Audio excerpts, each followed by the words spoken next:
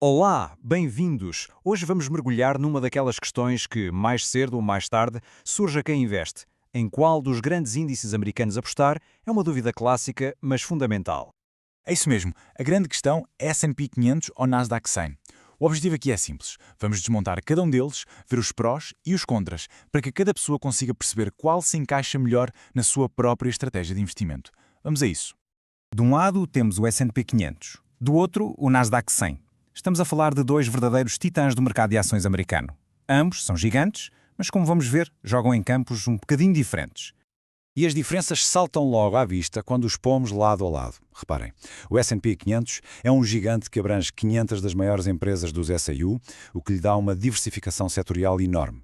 Já o Nasdaq 100 é mais focado, são as 100 maiores empresas não financeiras da Bolsa Nasdaq, o que resulta numa concentração muito grande em tecnologia. E claro, esta diferença na composição vai ter um impacto direto no risco e no potencial de retorno de cada um. Vamos então olhar primeiro para o S&P 500. Pensem nele como o pilar da economia americana. É a força estável, o barómetro que mede a saúde do mercado dos Estados Unidos no seu todo. E o que é que o torna tão atrativo? Bem, antes de mais, a diversificação. Ao investir em 500 empresas de setores completamente diferentes, o risco de um setor específico correr mal fica muito mais diluído. Isto, claro, dá-lhe uma maior estabilidade, o que é ótimo para quem tem um perfil mais conservador. E um ponto extra, os custos dos ETFs que o seguem são mesmo muito baixos. Mas como em tudo na vida, há o outro lado da moeda. Toda essa estabilidade tem um custo. O potencial de crescimento tende a ser mais moderado. E porquê? Simples, porque ao representar a economia toda, o índice também inclui empresas de setores mais tradicionais, mais velhos, que já não crescem ao mesmo ritmo. É a clássica troca entre risco e retorno. E agora, vamos virar a página para o motor da inovação. Falar do Nasdaq 100 é falar de tecnologia. É a casa de gigantes como a Apple, a Microsoft ou a Nvidia. Investir aqui é, no fundo, fazer uma aposta muito clara no futuro tecnológico.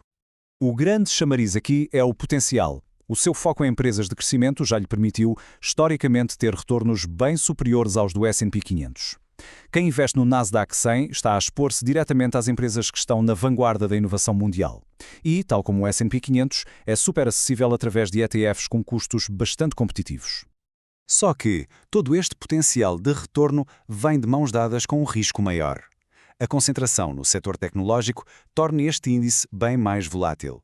Se a tecnologia entrar em crise ou se as taxas de juros sobem e afetam estas empresas, as quedas podem ser bem acentuadas. É, sem dúvida, um investimento com mais adrenalina. E, portanto, chegamos ao ponto principal. A questão aqui não é tanto descobrir qual dos dois é melhor em termos absolutos. A verdadeira pergunta é outra. Qual deles faz mais sentido para cada perfil e para cada estratégia de investimento? Podemos simplificar as coisas assim. Para um perfil que está a começar, o que é mais conservador, o S&P 500 costuma ser a escolha mais sensata, por causa da estabilidade. Para quem procura crescimento e não se importa de assumir mais risco, o Nasdaq 100 torna-se logo muito mais interessante. E para quem investe a longo prazo, bem, aí a conversa fica ainda melhor, porque os dois podem ser uma excelente opção. O que nos leva a uma ideia muito poderosa. E se não fosse preciso escolher? E se fosse possível combinar os dois para criar uma carteira ainda mais otimizada? É aqui que entra a chamada estratégia híbrida que muitos investidores usam. A lógica é muito simples. Ir buscar o melhor de dois mundos. Usa-se o S&P 500 como a base, um núcleo estável e diversificado da carteira, e depois adiciona-se uma fatia de Nasdaq 100 para lhe dar um empurrão de crescimento. Uma alocação bastante comum, por exemplo, pode ser algo como 70% no S&P 500 e 30% no Nasdaq 100. Com esta abordagem, procura-se um equilíbrio, a segurança de diversificação do S&P 500 a contrabalançar o risco mais concentrado do Nasdaq 100. É uma forma inteligente de não ter de abdicar de nada. No final, a grande conclusão é esta. A escolha não é sobre qual índice é objetivamente superior. A decisão certa é aquela que se alinha perfeitamente com os objetivos financeiros, a tolerância ao risco e o tempo que cada pessoa tem para investir. Não há respostas universais. E assim, terminamos com a pergunta que realmente importa.